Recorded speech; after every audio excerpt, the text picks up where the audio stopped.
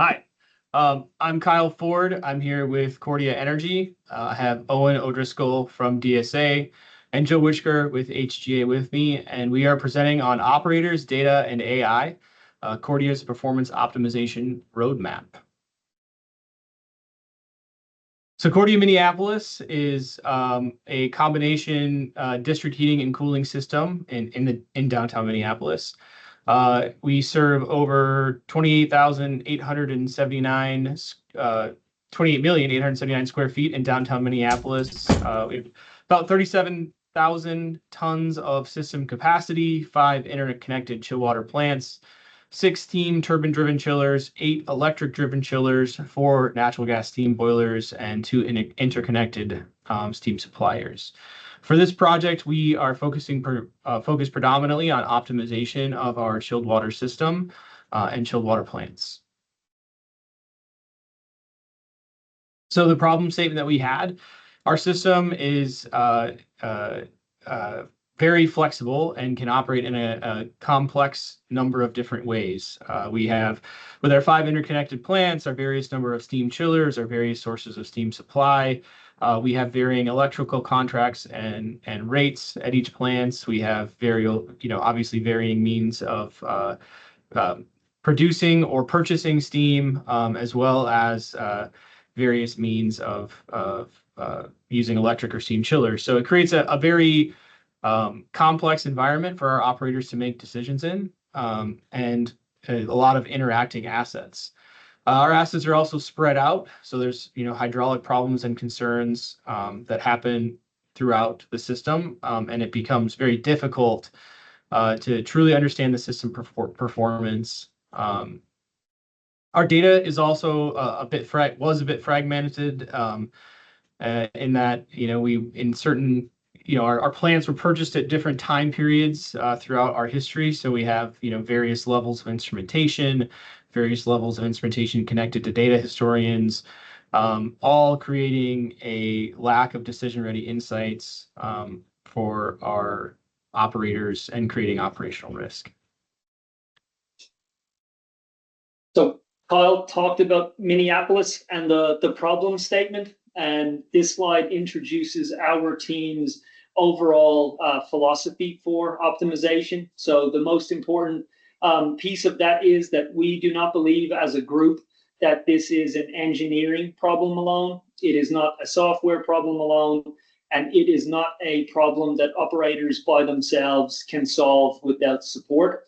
So the 3 pieces of this Venn diagram that you can see, the engineering component, and we'll get into this in a lot more detail, but it starts off with detailed engineering studies, instrumentation gap analyses, hydraulic modeling, to really understand what the system can and can't do in theory or from an engineering perspective. The second piece then is the data component. So Kyle talked about fragmented data sets. Bringing the data together into a structured framework is a key enabler of optimization. We'll talk about that as well. And then the most important piece is the operator. So we do not believe in black box style solutions. The operator is central to the plant. The operators operate the plant. So training, operator engagement are absolutely critical, and working together. The end goal is empowered operators that can optimize the plant. So that is our philosophy. And then a little bit more detail into what that looks like. So this is the kind of very, very high level of the approach that we took. So initially, that tier 0, the data foundation, securely, so cybersecurity is very important here, securely centralizing and aggregating the correct data from those fragmented control systems is very important. So there's a data design exercise.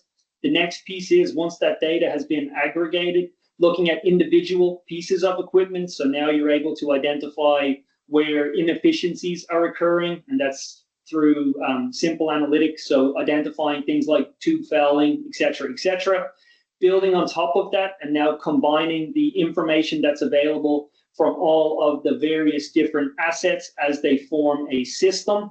We're able to create digital twins. So now we're able to look at some slightly more sophisticated analytics to make sure that the system is operating in a highly efficient way. And we're comparing the actual performance against an expected performance in real time automatically. And then the last piece is applying AI and machine learning where it makes sense. And in this instance, where it makes sense is the forecasting of load. So what we're doing is we're taking data from that centralized and aggregated data set within the Pi system. We move it to an AI engine. That software is called TwinThread, and then it will send back a forecast of load. And then we have worked on various different dispatch models that we will talk about later. So in summary, it is a problem that requires data, it requires engineering, and it absolutely requires operators to solve. And now Joe is going to talk about some of those individual components of the solution. So when we talk about load on the system, what's critical is if you analyze a plant from an engineering standpoint, the function of the plant comes down to two factors, and that is the outside air wet bulb temperature and the load. And so we're using the tool of the predicted load profiles to help us understand where the plant's going and how to operate the plant. But we're also using chiller curves. We've been digitizing these curves and optimizing plants for about 15 years now, and we never called them digital twins till 2 years ago. But the whole thing is it's an electronic model of the equipment and how the equipment should run. So that's really critical. But now it doesn't always run that way, and we'll talk more about fault detection as we go. But that's going to help us keep the system operating in tune long term. So we predict. So we trying to optimize the chillers first, and then we look at the plant as a whole, and we optimize. We develop a operating curve for the plant itself. And then we put the 3 or 4 or 5 plants together, depending on how much load you have on the system, and you optimize the whole. So there's 3 steps to optimization there. And go ahead to the next slide. So the plant optimization is the first step, and that starts with the equipment, also understanding the hydraulics of the system, trying to get the delta T out of the system, because we're noticing already in operations now that we have all this data available to us that we have low delta T's on some of the buildings, and that affects the hydraulics. And so we're trying to integrate the hydraulics into the model. We determine the best operating point for each piece of equipment in each plant, but at a given load that the plant sees at an outside air wet bulb temperature, it has one best point to operate. And we try to shoot for that, and we operate plants at the best operating point, and we leave one plant to do the swing loads from there. And then reset curves also become important. The impact of plant degradation is very evident to us when we walked into the project, and even now we have some biological fouling in the heat chillers, and that is tracking that degradation and responding to it is going to be key to ongoing efficiencies of the system. So the system optimization then is taking the optimized plants and assigning load based on the most optimal configuration of the load that respects the hydraulics of the system. And so this is a manually operated system, but we're giving them control advice. So this is the most efficient way to operate it. They're not going to operate exactly on those numbers directly, but the closer they can get to them, the closer we are to the optimized point. There's a lot of things in reality that we allow the operators to respond to, because they're the one that knows the system best, and we're just trying to give them tools to help them bring the equipment on, maintain load control, shift load between plants, and respond to things as they come up. So what we've developed is an advisory tool that Kai will talk about now.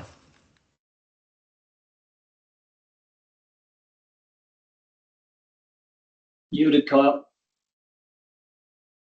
Part of the project was helping to build the sustainment piece, right? And keeping our operators aware of issues that are resulting in their inability to operate, or our management team aware of issues that are resulting in inabilities of operators to meet the dispatch sequence or the optimized dispatch plan. So, with that, as we centralized data and got more data connected, we started building, pie screens that provided a structured hierarchy that, allowed us to look in at, comparing our current performance to digital twins, or data models, getting standard KPIs, building fault detection, as Joe alluded, to alert us when say chillers are fouling, if there are refrigerant level control issues, etc. And then building visualizations, alerts, and notifications, and then dispatch recommendations around it, and really focusing on, I think a big part of this is making sure that the information gets presented to the teams in a digestible way, and where we could in an automated way, to help alert and notify us of loss of performance. This is an example of one of our plants. So this is our Dayton's plant. We actually went through an entire renovation of that plant. So it was a good opportunity to test some of the optimization theory, or practical knowledge of HGA and DSA. So put a brand new plant in at our Dayton's. It's two 1,500-ton variable speed York chillers. The top curve in this, is our operators operating that chiller plant as they would normally operate it. And so in that, we weren't turning down condenser water pumps. We weren't balancing compressor loading with pumping and tower fan loading. With the help of Joe's team and DSA, we came in, we optimized those controls, and did a controls analysis and equipment inspections, hydraulic modeling, ultimately updated those sequences, and that's what you get with the lower curve. Now, as wet bulb starts to drop, you see the performance curve. As we start to balance those other loads with the compressor load, and we're able to drive at lower wet bulb conditions our kilowatt per ton efficiency much lower. In fact, around 21.5% savings there, going from an average of 0.73 kW per ton to 0.57 kW per ton. So, the majority of our days are not design days here in Minnesota. So, this gives us lots of opportunity to operate more efficiently when we don't need to run the components full out. This is another example from our Foster House plant. So very similarly, that plant was not a new plant. This is an older plant, but we had to go in and install VFDs on condenser water pumps, on chill water pumps, variable control valves on the condenser water side, and then get all of those pieces of equipment. We already had VFDs on the fan, but set up the similar logic and did the similar analysis and set up the similar logic in that plant. So the picture on the left shows our operators operating that plant around 1,350 gallons per minute, 1,400 gallons per minute of chill water flow. And they're about 20. They would typically run the condenser water pumps full out, so 2,300 GPM of condenser water flow. They're producing about 262 tons for 39 kilowatts. Post logic implementation, now the condenser water pump is going to turn down, right? It's going to balance the compressor loading with the pumping and fan loading. And so now we have that same 1,400 GPM of chill water flow. We're at 1421 in condenser water pumping, and around 250 tons, and we're at 300 kilowatts. So another 20-30% reduction in energy usage that we can capture when not operating at peak conditions.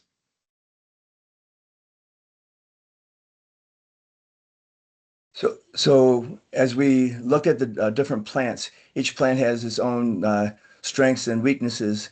Some of them have constant speed pumping. Some of them we still have two-speed cooling tower fans on.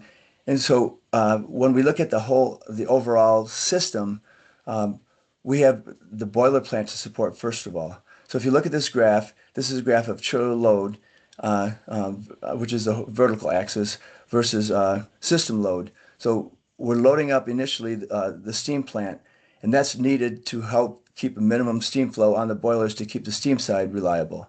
Once we satisfy that general reliability, then we start to load up the Dayton's plant. So now we're serving, you see at about 2,000 tons, we're serving a combination of steam and Dayton's Avenue. We load up the Dayton's plant until the next plant comes online. And so this step by step, we have this gives you a simplified view. But one of the key things of what we're doing here is we're loading up the electrical assets first, and then the steam assets, because the operating costs of the steam turbine-driven chillers are significantly higher than the operating costs and efficiency and emissions, all optimized as we shift as much load as we can to the electric. One other key thing is with the startup strategies.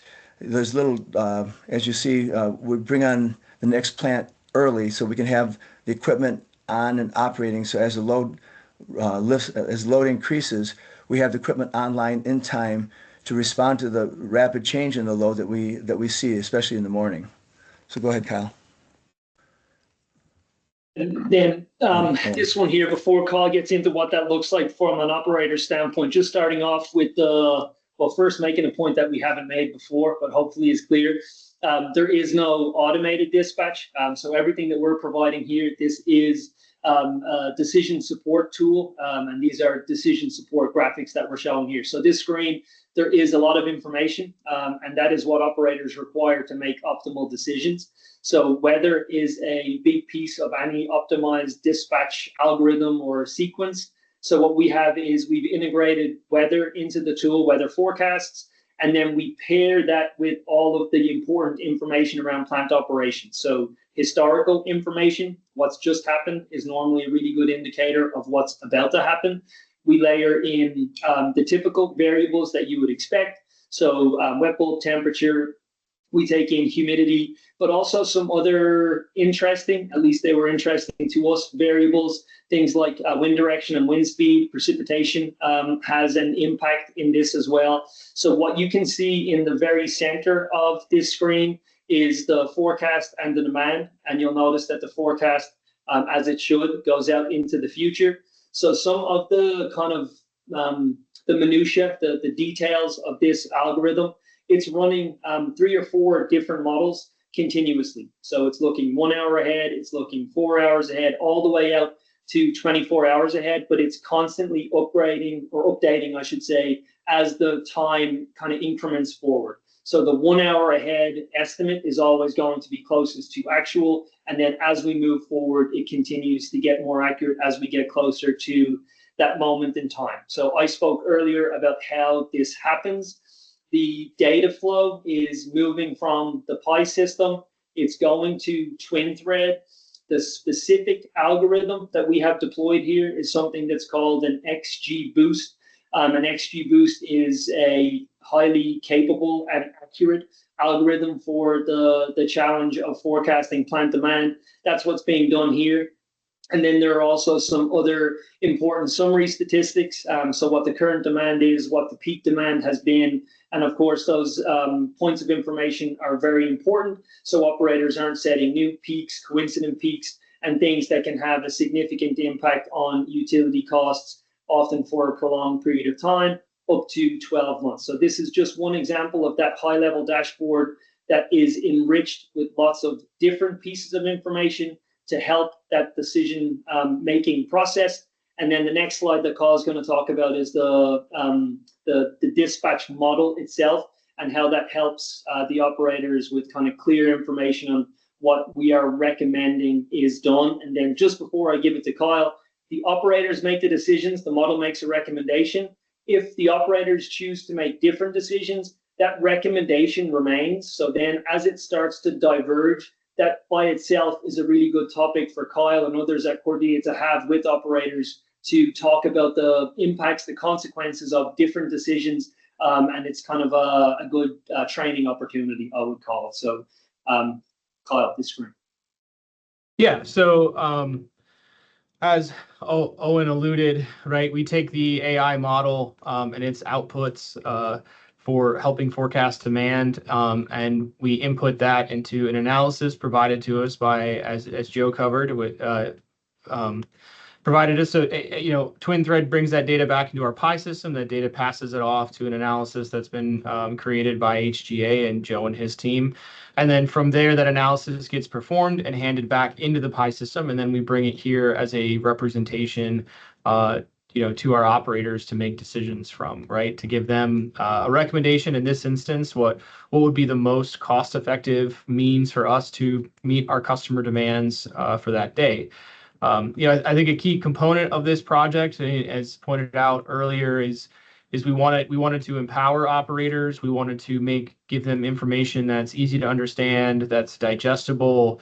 We didn't want to have a black box or divorce our operating team from the decisions that need to be made throughout the day. So, on this screen in the bottom, key pieces of information that it's providing you are the orange line is the predicted or forecasted demand for the chill water system.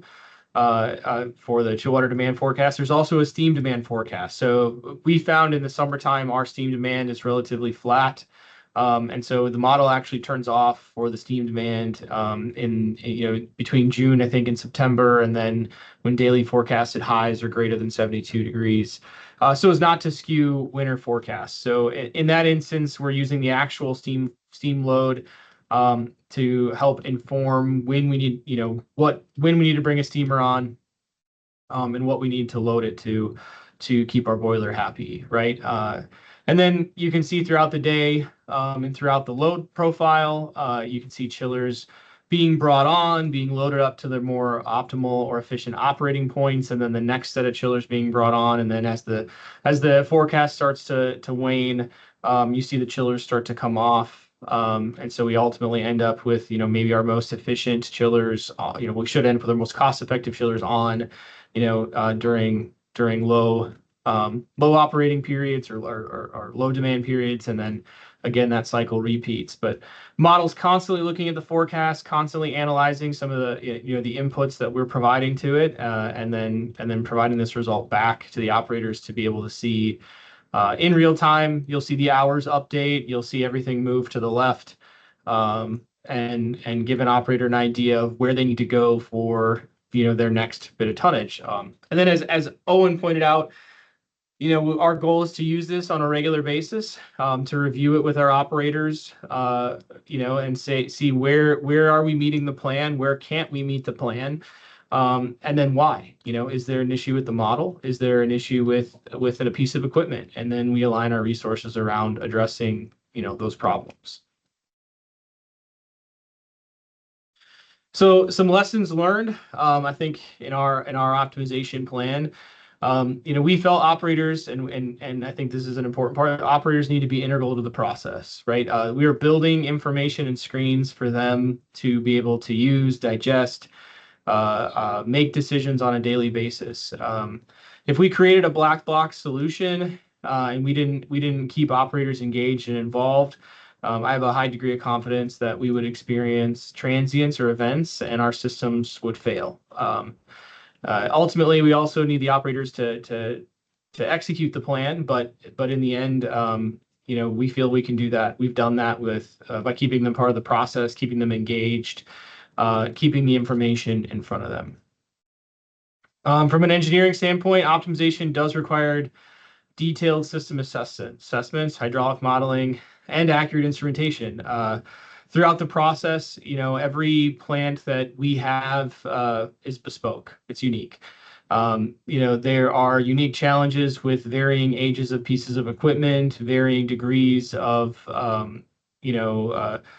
freedom in your control system or flexibility, and then ultimately making sure that varying plants were installed with varying levels of instrumentation, monitoring, and metering, right? So it definitely took a lot. It's taken a lot. We're still working on it to get all of the appropriate pieces of information available to our teams, but we have made significant leaps and bounds in that regards over the last year and a half of this project. I would agree that modifying control systems is required to capture opportunities.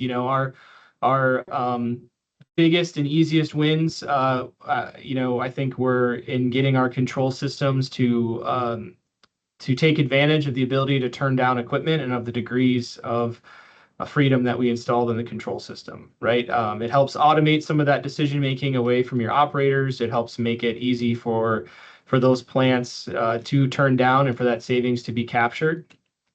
And it's also the level, relatively speaking, easiest to implement because it happens at a plant level versus at a system dispatch level. Data is central to district energy operations. I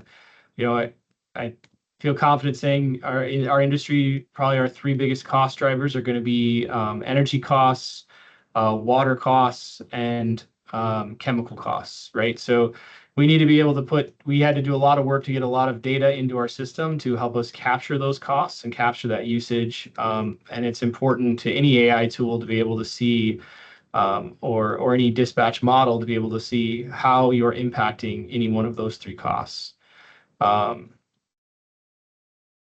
Yeah, and then getting that data centralized obviously is important. Pi for us is an integral tool that allows us to grab data from VFDs, to grab data from PLCs, to grab data from temperature instruments, to grab data from centralized control systems, and hand it off safely and securely through our IT infrastructure to tools like TwinThread, right? And to external analysis tools to allow us to do this analysis.